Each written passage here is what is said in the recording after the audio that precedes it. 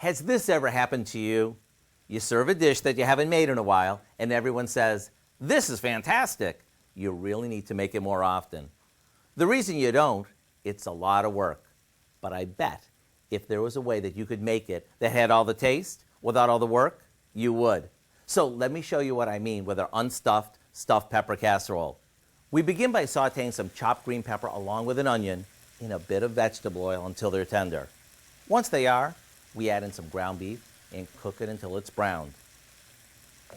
After draining off the drippings, we stir in a can of tomato sauce, a good amount of rice,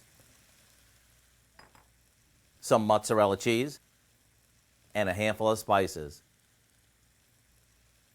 Now, rather than stuffing this into peppers like we normally would, we spoon it into a casserole dish and pop it in the oven.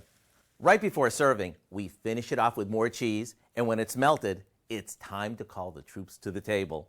So here's what I suggest. Go online and get the recipe for our unstuffed stuffed pepper casserole.